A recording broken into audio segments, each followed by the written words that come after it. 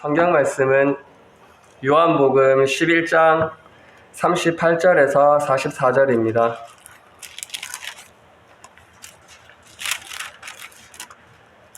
요한복음 11장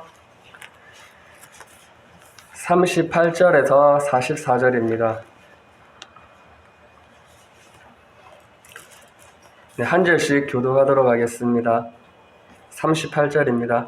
이에 예수께서 다시 속으로 비통히 여기시며 무덤에 가시니 무덤이 굴이라 돌로 막았거늘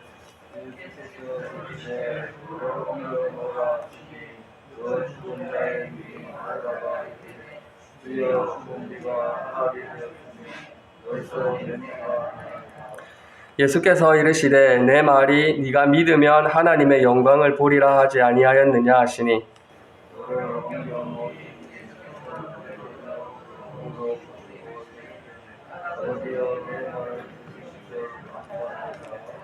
항상 내 말을 들으시는 줄을 내가 알았나이다. 그러나 이 말씀 하옵는 것은 둘러선 무리를 위함이니 곧 아버지께서 나를 보내신 것을 그들로 믿게 하려 함이니이다.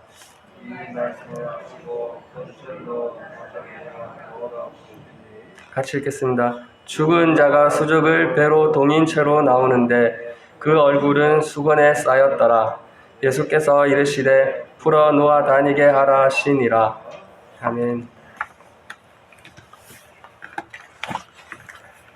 오늘은 하나님의 영광을 보는 믿음을 가집시다라는 제목으로 말씀을 나누겠습니다. 예루살렘에서 약 5리쯤 떨어진 곳에 베단이라고 하는 마을이 있었습니다. 그 베단이라고 하는 이름의 뜻은 가난한 자의 집, 고통의 집이라는 뜻입니다. 그래서 그런지 베다니에는 예루살렘에서 낙향한 사람들, 또 인생에서 실패와 낭패를 경험한 사람들, 그리고 가난하고 소외되고 병든 사람들이 모여 사는 빈민촌이었습니다. 그런데 이 빈민촌에 누가 살고 있었습니까? 마리아와 마르다, 그리고 나사로, 이 세 남매가 살고 있었습니다. 그런데 우리가 성경을 보게 되면 예수님께서는 이 세 남매를 무척이나 사랑하셨습니다. 특별히 우리 예수님은 나사로를 우리 친구라고 할 정도로 가깝게 지내셨습니다. 그래서 예수님은 이 베다니에 가실 때마다 이 집에 들려서 유숙을 하셨고 쉼을 얻으셨습니다. 그러던 어느 날 예수님이 사랑하시는 이 나사로가 병이 들어 죽었어요. 예수님의 친구인 이 나사로가 병이 들어 죽었어요. 오늘 우리가 읽은 본문은 그 썩어져 냄새나는 죽은 나사로가 살아나는 장면을 기록하고 있습니다. 우리 예수님께서 썩어져 냄새나는 나사로를 살리시는 기적, 그것이 오늘 본문입니다. 나사로의 무덤 앞에 선 예수님은 네가 믿으면 하나님의 영광을 보리라 말씀하십니다. 본문 11장 40절 같이 읽겠습니다. 시작. 예수께서 이르시되 내 말이 네가 믿으면 하나님의 영광을 보리라 하지 아니하였느냐 하시니. 아멘. 저와 여러분도 2020년을 마무리하며 또 2021년을 준비하는 가운데 우리 모두가 하나님의 영광을 보기를 원합니다. 그러면 하나님의 영광이라고 하는 게 뭘까요? 하나님의 영광이라고 하는 것은 하나님의 행하심으로 나타나는 모든 일들입니다. 하나님의 행하심으로 나타나는 모든 일들이 하나님의 영광인 거죠. 예를 들어 보면 하나님께서 우리 가운데 행하신 그 일들을 인해서 하나님의 선하심과 위대하심이 드러났다면 하나님의 영광을 보는 것입니다. 하나님의 하나님 되심을 우리가 목도할 수 있었다면 그건 역시 하나님의 영광을 보는 거죠. 병든 자가 고침을 받았다면 그것도 하나님의 영광을 보는 것이고요. 기도에서 응답을 받았다면 그 기도의 응답도 하나님의 영광을 보는 것입니다. 여러분들이 이 어두운 죄악 속에서 빛의 자녀로 살아간다면 그것도 하나님의 영광을 드러내는 것이고요. 성령의 열매를 맺으며 살아간다면 그건 역시 하나님의 영광을 드러내는 것입니다. 그리고 어떤 성격이 급하고 늘 조급한 사람이 어느 순간에 인내하고 참게 되었다면 인내하고 참아내는 것도 하나님의 영광을 드러내는 것입니다. 그러니까 어떤 일이든지 예수님의 이름으로 일어나는 수많은 크고 작은 기적이 다 하나님의 영광을 드러내는 일입니다. 그렇다면 오늘 본문에서 하나님의 영광이라고 하는 것은 구체적으로 무엇을 의미할까요? 오늘 본문에서 말하고 있는 하나님의 영광, 이것은 죽은 나사로가 살아나는 것입니다. 하나님의 영광 가운데서 이보다 더 큰 영광이 어디 있겠습니까? 죽은 자가 살아나는 것. 여러분들의 가족 중에, 친척 중에 여러분들이 사랑하는 그 영혼, 죽어있는 그 영혼이 예수를 믿음으로 살아날 수 있다면 그것이 가장 큰 영광인 줄로 믿습니다. 그 영광이 여러분의 가정과 삶 가운데 있기를 바랍니다. 그런데 예수님은 누가 하나님의 영광을 보아야 한다고 말씀하십니까? 40절에 내가 믿으면 하나님의 영광을 보리라고 말씀하셨습니다. 여기서 내는 마르다를 말합니다. 마르다야, 네가 믿으면 하나님의 영광을 보리라입니다. 그런데 이 말씀을 우리 자신에게 적용하여 보면 우리 자신 한 사람 한 사람이 하나님의 영광을 볼 수 있다는 얘기입니다. 그런데 어떤 사람들은 하나님의 영광을 보는 것을 어떤 특별한 사람들만 본다고 생각할 수도 있어요. 그러나 아닙니다. 여러분, 위대한 사람, 특별한 사람, 신앙생활을 오래 한 사람, 이런 사람만이 하나님의 영광을 보는 게 아니에요. 누구든지 예수 그리스도 안에 있는 자는 하나님의 영광을 볼 수 있습니다. 그러면 어떻게 하면 하나님의 영광을 볼 수 있을까요? 내가 믿으면 하나님의 영광을 보리라 그랬잖아요. 그러니까 하나님이 우리 가운데 행하신 일들을 보려면 뭐가 필요하죠? 믿음이 필요하다는 거예요. 아무리 신앙생활을 오래 해도 믿지 않으면 하나님의 영광을 볼 수가 없다는 거예요. 하나님의 영광을 보려면 반드시 하나님이 역사하실 수 있는 통로인 믿음이 있어야 된다는 거죠. 그러니까 믿음이 있는 자만이 하나님의 영광을 볼 수 있는 것입니다. 그렇다면 우리가 하나님의 영광을 보기 위해서 어떤 믿음이 우리에게 필요할까요? 우리가 가져야 될 믿음이 어떤 믿음일까요? 본문 말씀을 통해서 몇 가지 살펴보겠습니다. 첫 번째, 우리가 하나님의 영광을 보기 위해서 가져야 될 믿음은 하나님의 말씀을 온전히 믿는 믿음입니다.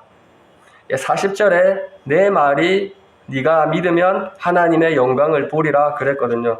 거기에 보게 되면 내 말입니다. 예수께서 마르다에게 하신 말씀이 있다는 거죠. 그러면 예수님은 마르다에게 어떤 말씀을 하셨을까요? 요한복음 11장 25절 26절입니다. 나는 부활이요 생명이니 나를 믿는 자는 죽어도 살겠고 무릇 살아서 나를 믿는 자는 영원히 죽지 아니하리니 이것을 네가 믿느냐? 나는 부활이요 생명이니 나를 믿는 자는 죽어도 살겠고 무릇 살아서 나를 믿는 자는 영원히 죽지 아니하리니 이것을 네가 믿느냐? 이렇게 주님이 말씀하셨어요. 왜 이 말씀을 하셨냐면 주님이 베다니에 도착하셨을 때에 마르다가 마중하러 나가서 먼저 예수님을 만났는데 예수님이 마르다에게 이렇게 말씀하셨어요. 네 오라비가 다시 살아나리라. 그러니까 마르다가 이 대답에 어떻게 대답했냐면 예수님, 제 오라버니가 마지막 날 부활할 때에는 다시 살아날 것을 알고 있어요. 그러니까 이 말은 나사로가 지금 살아나지는 않고 먼 훗날에 마지막 부활할 때에 다시 살아날 것을 믿는다는 거죠. 그런데 주님이 마르다에게 요구하는 믿음은 먼 훗날에 다시 살아나는 게 아니에요. 지금 썩어져 냄새나는 나사로가 지금 살아날 것을 믿느냐는 거예요. 먼 훗날이 아니라 지금 네가 그 말을 믿느냐는 거죠. 그러니까 지금 나사로가 다시 살아난다는 말을 네가 믿으면 하나님의 영광을 보게 된다는 것입니다. 예, 그렇습니다. 누가 하나님의 영광을 보느냐 하면 하나님의 말씀을 온전히 믿는 자가 하나님의 영광을 봅니다.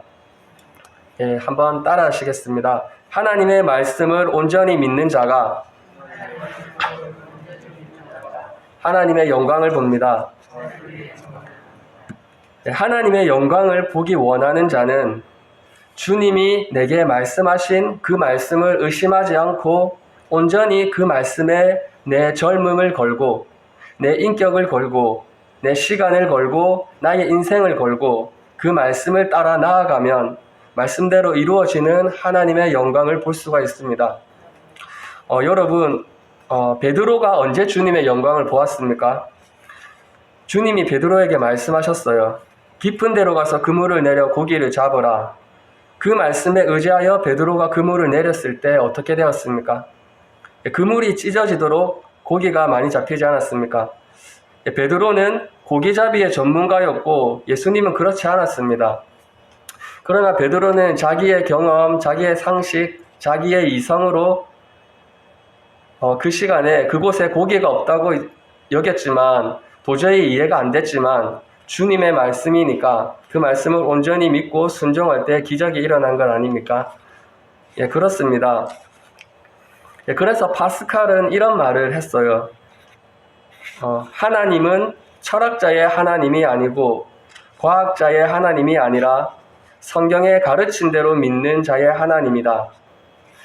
예, 근데 어떤 분들은 하나님의 말씀보다 과학자의 말을 더 믿는 분들도 있더라고요.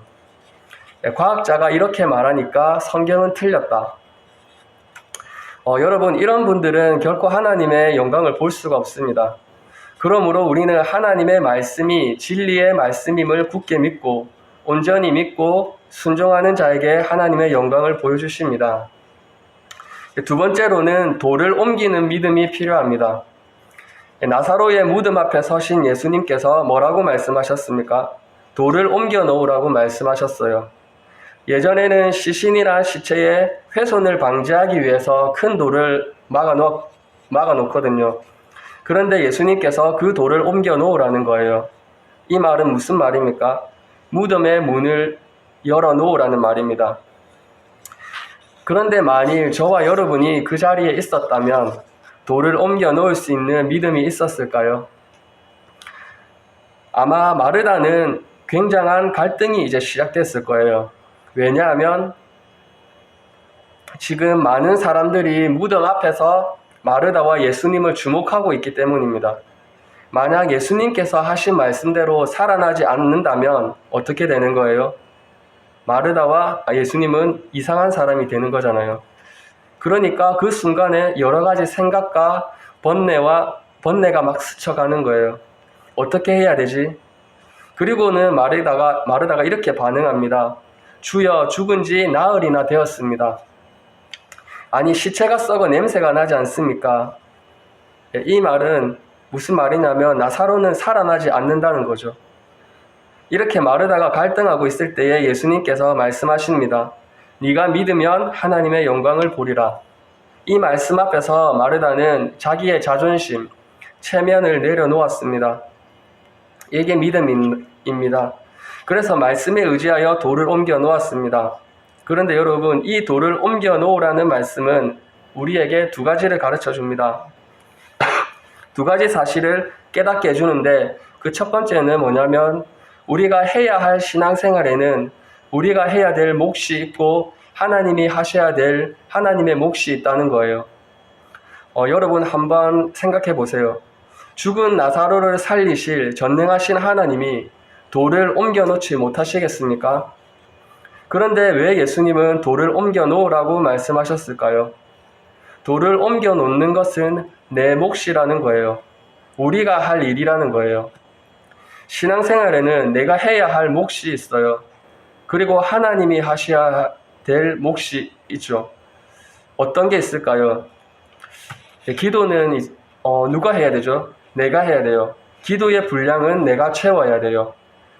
기도는 내가 하는데 응답은 누구의 몫이죠? 응답은 하나님의 몫이에요. 또 전도는 누구의 몫이에요? 천사들이 하고 다니나요? 아니죠. 전도는 내가 해야 됩니다. 전하는 자가 없이 어찌 들으리요? 내가 전도해야 됩니다. 그러면 전도의 열매는 누가 맺게 하시죠? 하나님이 맺게 하시는 거죠. 여러분, 그렇습니다. 우리의 삶에 내가 해야 될 일이 있습니다. 그리고 하나님이 하셔야 될 일이 있습니다. 그런데 어떤 사람들 중에는 내가 해야 될 일을 하지 않고 하나님이 도와주지 않는다고 불평하는 사람도 있을 수 있습니다. 물론 어떤 일에 있어서는 내가 할 수 있는 일이 아무것도 없고 오직 주님만 바라보며 기도해야 될 때도 있을 것입니다. 그러나 내가 할 수 있는 일이 있을 때에는 최선을 다해야 합니다. 내가 할 수 있는 일은 최선을 다하면서 주님을 신뢰하며 인내하며 주님의 도우심을 구해야 하는 것입니다. 그러므로 하나님의 사람은 하나님을 전적으로 신뢰하고 의지하면서 최선을 다하는 삶을 사는 사람입니다. 맡은 일에 충성하는 사람입니다. 돌을 옮겨 놓으라고 하는 두 번째 깨닫는 말씀은 믿음은 명사가 아니라 동사다라는 것입니다. 여러분 한번 따라 하시겠습니다. 믿음은 명사가 아니라 동사다. 동사라는 것은 사람이나 사물의 움직임을 나타내는 말입니다. 그러니까 믿음이 명사가 아니고 동사라는 말은 움직이는 믿음을 말하는 것입니다. 돌을 옮겨 놓으라 그랬잖아요. 그런데 그 말씀을 듣고 행동으로 옮기지는 않고 묵상만 하고 있다면 돌이 옮겨질까요? 여러분, 어느 세월에 돌이 옮겨집니까? 그런 의미에서 믿음은 명사가 아니라 동사라는 거예요. 믿음은 생각이 아니라 끊임없이 움직이는 동사입니다. 믿음은 거룩함으로 나아가는 동사입니다. 여러분, 동사 중에서도 과거형이나 미래형이 아닌 현재형 동사입니다. 무슨 말이냐면 그 말씀이 믿어지면 반드시 움직여야 한다는 것입니다. 여러분, 하나님이 인정하시는 믿음은 행동으로 나타나야 한다는 것입니다. 말로만 하는 것이 아닙니다. 생각으로만 머무는 것이 아닙니다. 10명의 정탐꾼들의 보고를 받은 이스라엘 백성들이 불평하고 원망했습니다.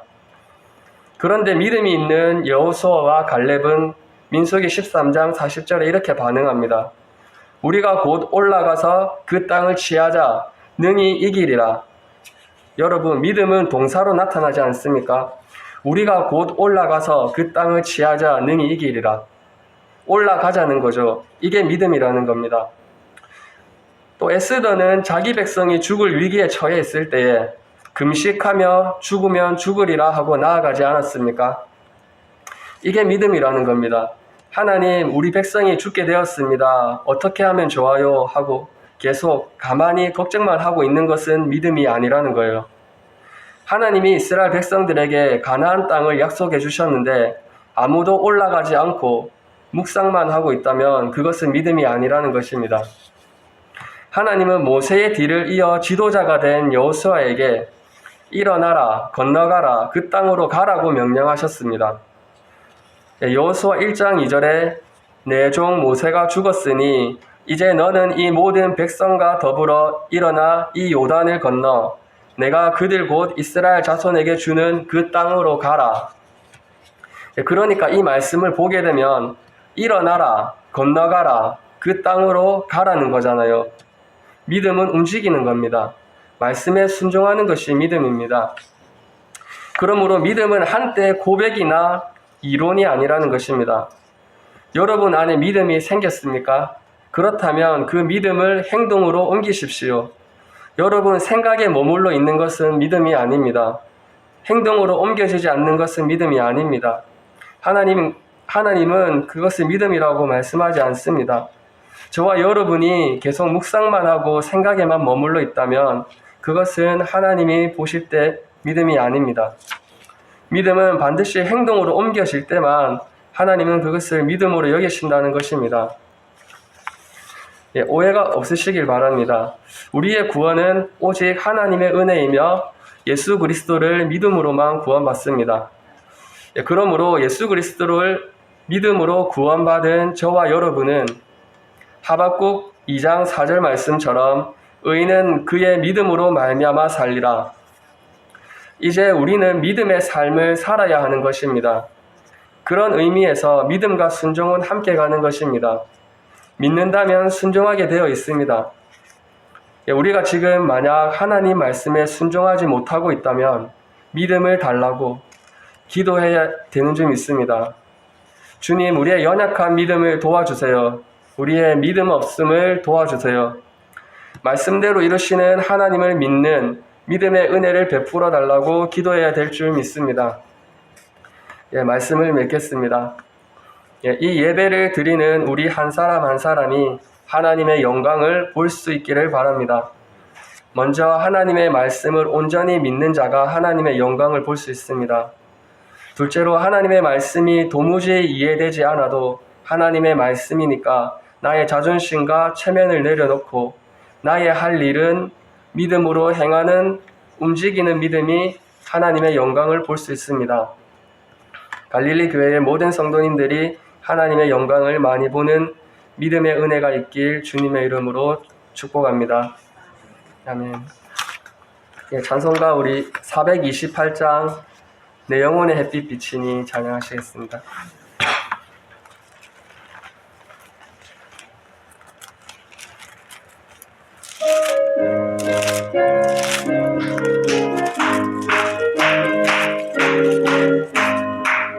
내 영혼의 햇빛 비치니 주 영광 찬란해. 이 세상 어떤 빛보다 이 빛 더 빛나네.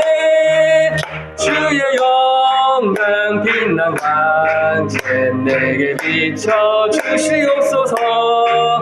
그 밝은 얼굴 배울 나의 영혼 기쁘다. 내 영혼에 노래 있으니 주 찬양합니다.